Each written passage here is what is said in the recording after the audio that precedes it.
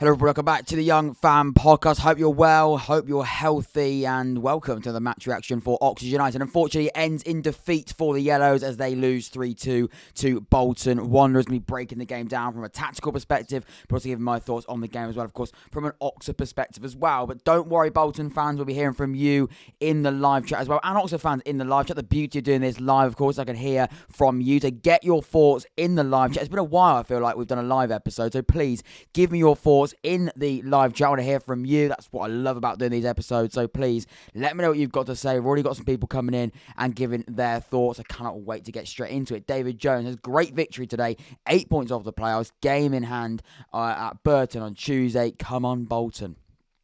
David Jones, a very, very happy Bolton fan. I can see why they're happy. And first of all, I think we should, before we go into the Oxford side of things, and of course we will go into that as well. Before we go into it, fair play to Bolton. They deserve that. They deserve the sort of credit that they will get. They're on a fantastic run. They're doing some fantastic things in League One this season. And with Bolton, to be honest, they had a fantastic January transfer window. They backed their manager, Ian Evatt, very, very well. They sort of had a bit of a downward spiral, I guess, sort of in the second half of the first half of the season. But ever since that January transfer window, they've been absolutely phenomenal. They've brought some really, really significant players into the football club and have done really, really well. And did they deserve to win today? I think they do, because I think the first half was very evenly matched. Both sides played really, really well. The second half was a really quite strange second half.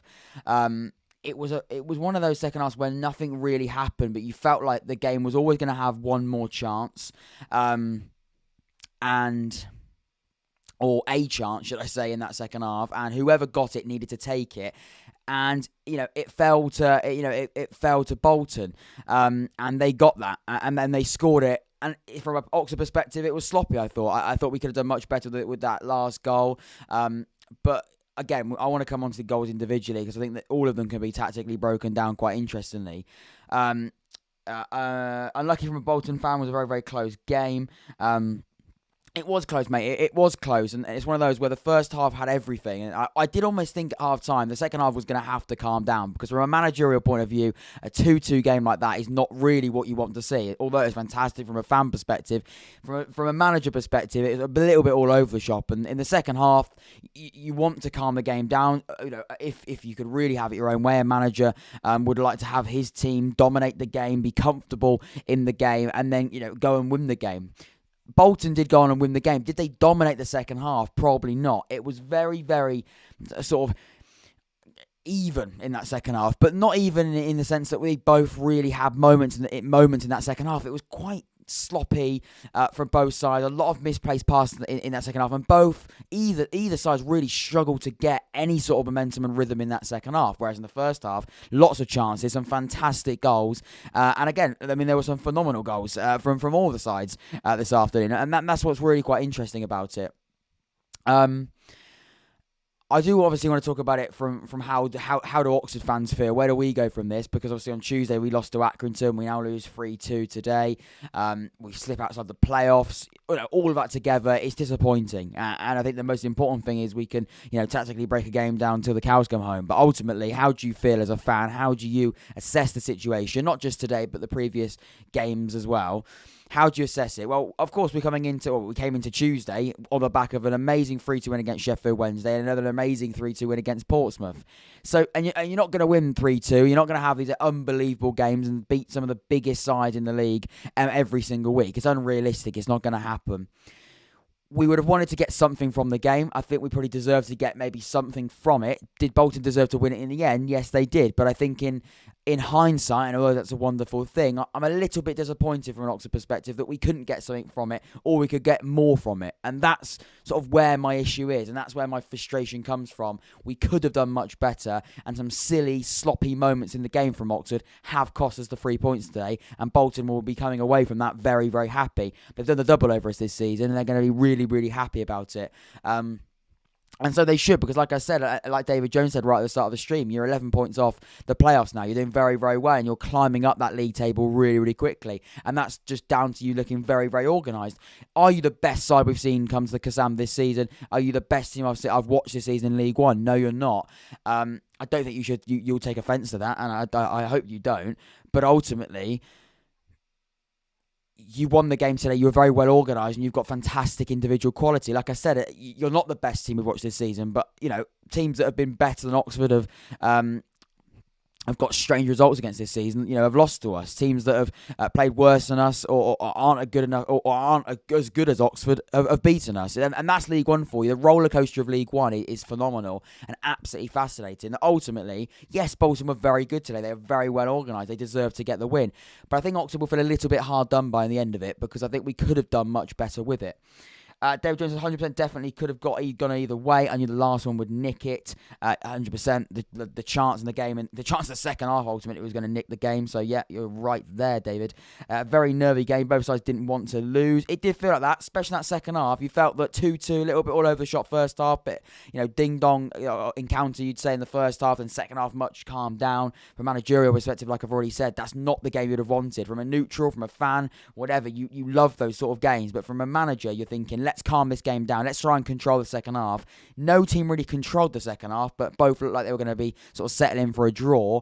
But then ultimately, you came out really, really well in that second half, Bolton.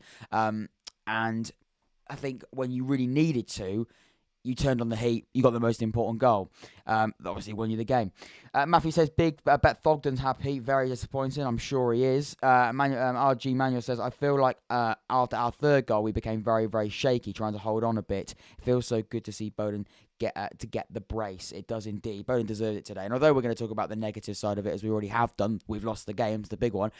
Billy Bodin was really good today. And like I said, Billy Bodin's one of those players I think was lacking an opportunity, lacking that first team opportunity because of a lot of players playing over him at the start of the season. But he's come in recently and done so well. So honestly, fair play to Billy Bodin. He got the man of the match today. He'll be disappointed that the brace that he scored isn't going to really mean anything. It's 3-2. They meant a lot at the time, but we led the game twice. But ultimately, we lose it.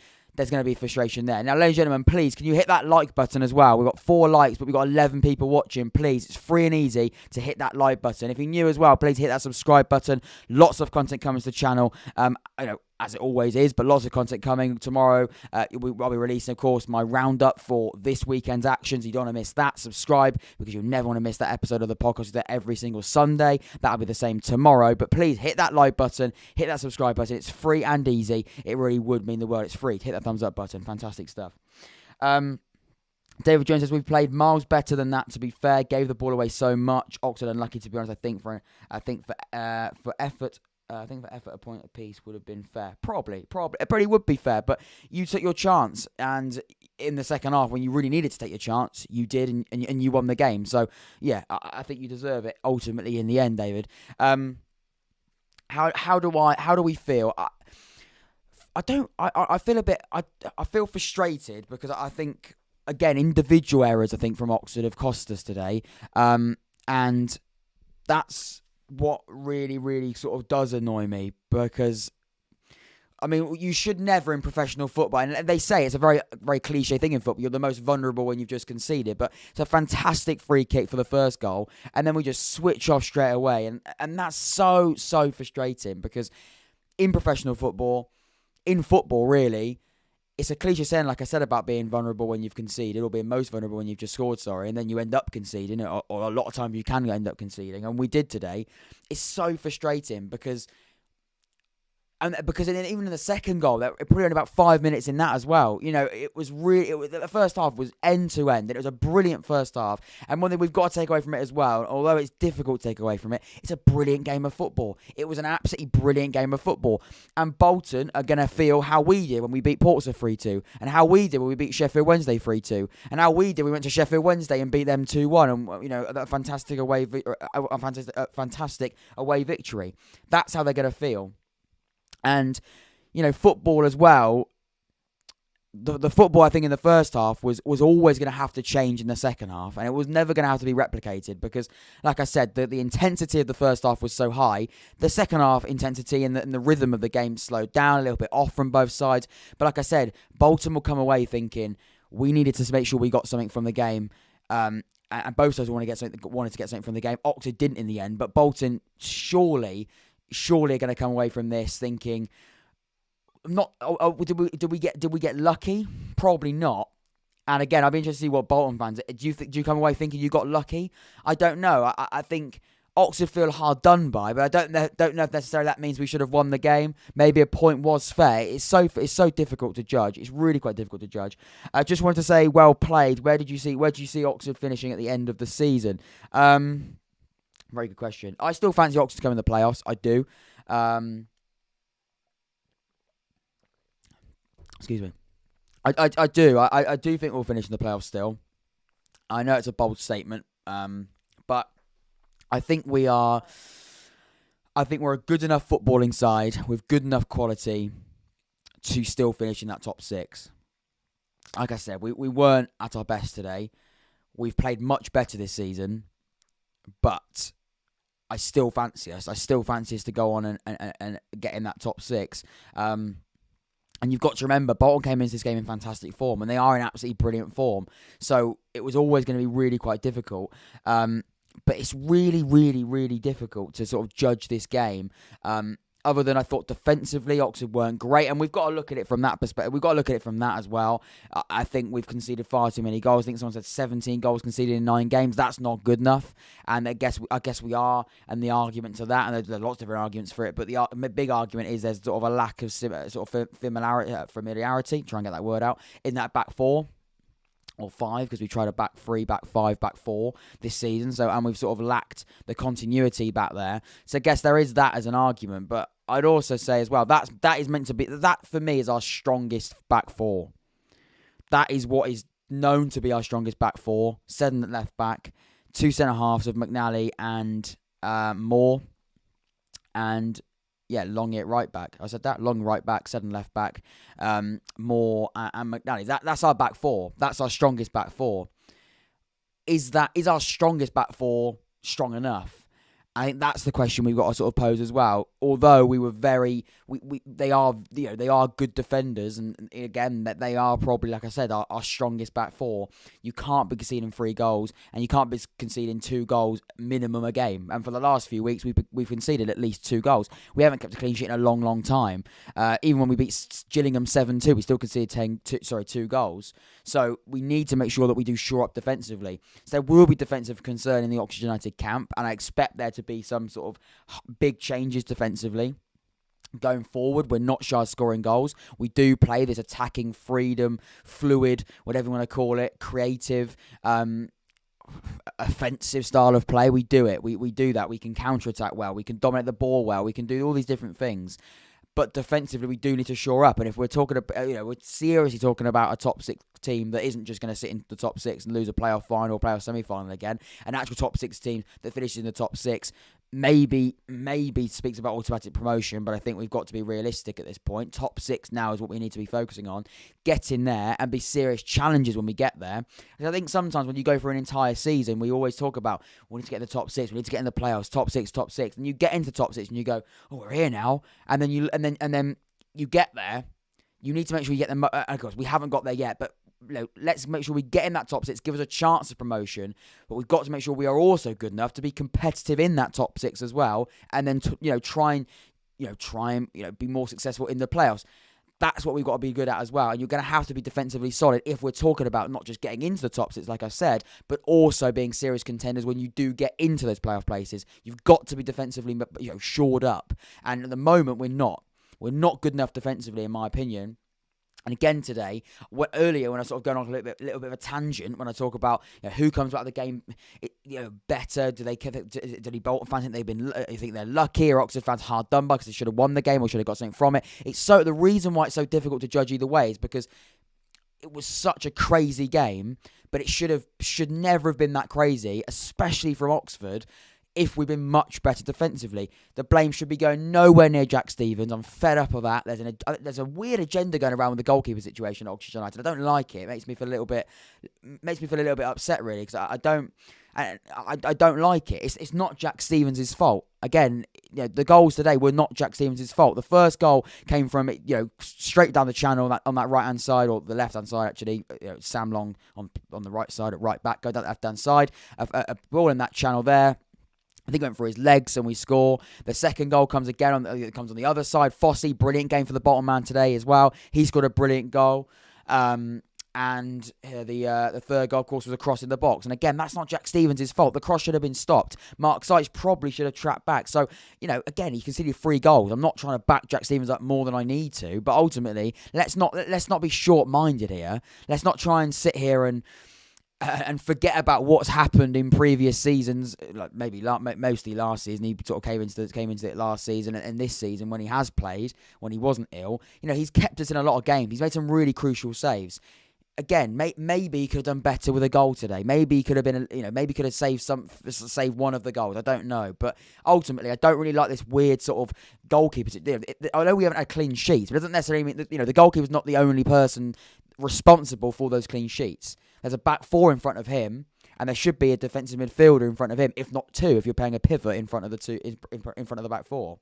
So it's a strange one going around. I don't know whether or not it's just because we conceded 3 goals and it's a bit reactionary. I don't know, but it's weird.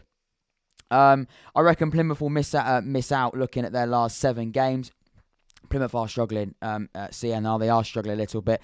David Jones, I didn't think we were lucky. I didn't think we were lucky. It was a very even game, to be fair. We just managed to get that third goal. Could have gone either way. We would have taken a draw before the game for sure. I think that's fair. I don't think you were lucky, but like I said, you took your one chance, probably the only chance that anyone had in that second half, and fair play, you went on and won the game. I think that's a fair assessment of it.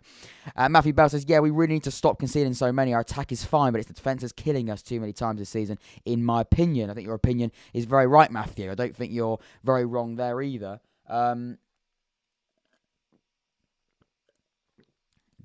think you're spot on. Defensively, it is cost us this season.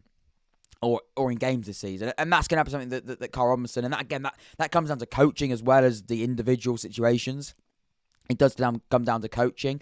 Carl Robinson's going to have to look at that, and his coaching coaching team's going to have to look at that and try and find a good or the best way of sorting out those defensive issues. Because like I said, we are conceding too many goals. Now, I know, if Carl Robinson was talking to me right now, he'd say, yes, I know, but we've also played Brown left side centre back. We've had Long there. We've had Thornley there. We've had McNally there. We've had a lot of players play in that position. It's been quite difficult to get that continuity. I completely understand that. We've also need to decide whether or not, if when we go forward, are we trying to going forward? I don't literally mean going forward in the attacking phase of play. I mean going forward longer term through the season. Also, please make sure you leave a like on this episode of the podcast as well. Please do that. We want to try and get to 10 likes. 2 more people. If you haven't liked the stream, please hit that like button. It's free to do so. Also, if you haven't subscribed as well, we've got our full roundup of all the games, all the big games from today's games. That'll be coming out tomorrow. I'll be going through that as well. So please make sure you subscribe. You don't want to miss that. But let's try and get to 10 likes. 12 of you are watching right now. So that's 2 people that haven't hit that like button. Please do that. It really would mean the world to get to 10 likes on this specific episode. And we can then, it really helps people, helps actually push out the episodes. That'd be really much appreciated. But it's difficult, and to sort of going forward and going on the point I said about it. Yeah, the continuity isn't there, but in those defensive areas, we need to decide the formation. Are we going to go with the 3 at the back with Brown, McNally, Moore? Are we going to go with the back 4 with Moore and McNally, or Moore and Brown? What are we going to do? It's difficult, and Carl Robinson again's got to make the right call here. What is the right call? It's hard because we haven't seen enough of Brown yet, and it's difficult. I was hoping I could watch Stogden's vlog or Smug today, but that's not going to happen now. Going to be a very annoying watch. That's going to be interesting. I'll probably end up still watching it. That's going to be interesting. Stevie Watson says Plymouth have got 2 games in hand on Sunderland and 1 today. Struggling. If anyone is struggling, it's Sunderland. Fair play. You've put me in my place there, Stevie. I do apologise. I think when I talk about Plymouth, I mean sort of basically since Lowe has gone. I think the counter argument what I'd say to that is, Plymouth when Ryan Lowe left the club, I think they were saying 3rd, and definitely in contention to go on maybe in a title race. They certainly have dropped off. Maybe not in those last 2 games, no, but I think from the season that they had at the start under Ryan Lowe, there has been a slight drop off. So, but I get what you're saying. The last 2 games for Plymouth have been good. Are Sunderland struggling? Yes, they are. Again, that's similar to Plymouth, really. A manager situation, a manager leaving the club, or being sacked, should I say. But I think they'll bounce back. So then they've got a good enough squad, I think, to be fine. I think they probably will finish in that top 6 for sure. Maybe even in the top 2. I don't know. Oxford Chess has completely agreed. Defence is the only thing holding us back. I think we arguably have one of the best attacks in the league, and our midfield is great. We could be in the automatic defences. I'll try and read your comment right. We could be in the automatics if not for the defence. Maybe. Yeah, probably. But it's hard to judge though, isn't it? I mean, yeah. We if it wasn't for some defensive errors today, then we probably would have come away with more than nothing. Yes. But it's just you've got to try. And I completely understand what you're saying. Defensively this season, we haven't been good enough, and we've almost got away with it because against like Portsmouth and Sheffield Wednesday, because our attack has been so good. So I'd actually say to your point, you're spot on. But what's happened is the attack has sort of, I think, papered over the defensive liability and issues at times because our attack has been so good. But a game like today where we have missed chances and we have, not been as good as we have been in terms of being clinical in front of goal, the defence has now sort of had to be exposed slightly more because we have lost the game and we haven't sort of got that last minute goal. Because I'll tell you for something, if we score in the last few minutes and we draw the game 3-3, we're probably not coming in here and going, defence let us down as much as we are. We would still probably be saying something like that. It's 3-3. You don't want to be conceding 3 goals in a game, even if you get a point out of it. But because you've lost the game, you've conceded 3 goals, and your attack hasn't been as clinical as it has been in previous weeks. Yes, there definitely is a point there. Aval says the Whites are going up. You're having a very good season. I'm presuming that's a Bolton fan. You are having a very, very good season. Or certainly having a very good second half of the season, and that could push you on to having a really, really good, exciting second half of the season. We'll see where you end up, of course. David Shawcross says, Bolton fan here. What a game that was. You're unlucky today. Unlucky maybe, but I'm sure you'll be there at the end. Hopefully, David. I do appreciate that comment. Hopefully. 2 Davids, two Bolton David fans in the chat. No, I know. Hopefully we'll be okay, and we do finish that top 6. I still believe we do. I still believe we can. I don't think we're writing the season off. I don't think we should get to that extent.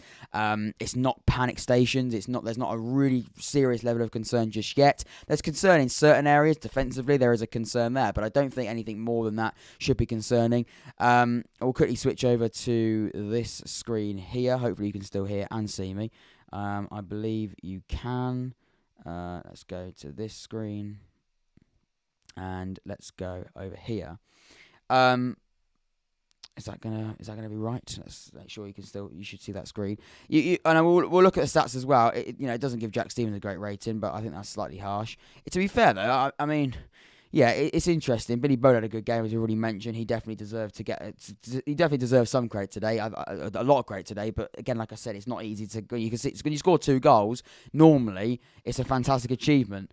But when you lose the game in the end, it's really quite difficult to sort of get that sort of really good feeling after it. Yeah, I mean, let's look at some of the stats here. I do like having a look at these, sort of interestingly. Yeah, we dominated possession, apparently. 57% possession to their 43. We had more shots. Big chances. Apparently, we had no big chances, which I think is slightly harsh. Considering we scored 2 goals. I guess one was a free kick. They had 2 big chances. They missed 1. Even though they scored 3. Interesting. We had more passes. That pass accuracy is interesting. There, look, 66% pass accuracy, 62% pass accuracy. Interesting. I bet the first half pass accuracy is better. 65, 67. Second half, 66, 55. Yeah, I mean, to be fair, the pass accuracy across both halves isn't great. It's the second. I think the second half probably is worse for both sides. No, it's not. It's just actually worse for Bolton. Apparently, Oxford had 1% better pass accuracy in the second half. I don't know about that. It did feel a little bit lacklustre. But yeah, it's a difficult one to break down. You can see the positions here. Bolton, you can see why they're excited, doing really, really well so far, especially in the second half of the season. 45 points. Like I said, really close to getting into that serious area. Now, is it? Like I said, 11 points. Is that off? 11 points is completely wrong. It is 11 points. It is 11 points. Am I being stupid? 11 points. Is that right? Apparently no, 8 points. What am I talking about? 8 points. That's embarrassing, isn't it? 8 points off across 6. Oxford now drop out of the top 6 as well. again. But look, it's still close. 6 points technically off second still. We're going to have got quite a few games and a lot of teams in there. Oxford have played 32. A lot of teams around this sport play 30, 31. So it's difficult. It's a difficult one, really, isn't it? But I think ultimately Oxford fans will be a little bit disappointed. They just lost the game today, and that's just the way it is. I thought Fossey had a brilliant game. Marlon Fossey, he's on loan from Fulham, isn't he? I thought he had a brilliant game. Very, very quick, very influential going forward, but also defensively as well. Formation-wise, in terms of their system, I thought they got it spot on today. That back three looked good, and also the actual, both their fullbacks got goals, or should I say their wing-backs got goals, and you can see why. Going forward, they're very, very good. Marlon Fossey, very good going forward. Declan John, very good going forward. Two players there really offering that fantastic width and fantastic creativity, as well as that work rate to get back and out defensively. So really impressive from there as well. And of course, Amadou Bakayoko got the goal in the end to win the game. Ladies and gentlemen, hopefully you enjoyed this episode of the podcast. I'll read out some last minute thoughts. Bolton have really turned the corner now. Really team to watch out for. I think you're probably right there, Stevie. David Jones says credit to the recruitment team at Bolton. That transfer period is amazing. To bring in 7 players of that quality is top notch. Definitely. I think I've already mentioned that, but I think the fantastic January transfer window has sort of spurred you into a fantastic position in the League One table, and I think you're really sort of reaping the benefits of that now. Rotherham may have already won the league, maybe. Yes, David Jones is a big transformation in Bolton these past few weeks, definitely. David Jones' game in hand on Burton on Tuesday night, win that, and we're bang in it. Yes, I think you probably are in serious contention already, let alone if you beat Burton, but that would be very, very good in your sort of push. March will be massive. It certainly will. And not just for Bolton, I think for Oxford United and the other teams in League One. Because like I said, this unpredictable League One campaign just gets more and more weird. To summarise then, ladies and gentlemen, Oxford United lose, unfortunately. We've on the back of some really exciting 3-2 wins at the Kassam Stadium in the past few weeks. Unfortunately, and the third consecutive 10,000 crowd attendance for Oxford United, unfortunately does mean ultimately we do lose 3-2, which is a little bit frustrating. I'd say very frustrating.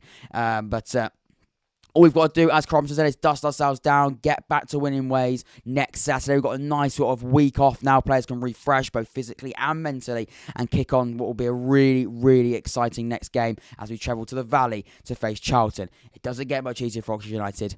Hopefully you enjoyed this episode of the podcast. Thank you so much to everyone that's tuned in, whether that's through the live chat, whether you're watching this as a normal episode as well. Remember, this will be on the channel at all times. If you haven't left a like, please do so as well. Great stream, bud. Cheers, says David Jones. If you haven't left a like, thank you everybody that's tuned in. Like I said, everyone that's given their thoughts and everyone that's just watched, I do appreciate it. If you haven't left a like, please do that. We've got 11 people watching right now. You've been amazing for this game. It's made the 3-2 defeat that little bit better. I've been Jack. This has been the Unfan Podcast. Take care, stay safe, have a good rest of your weekend, and I can't wait to speak to you again soon. Until next time, I'll see you in a bit.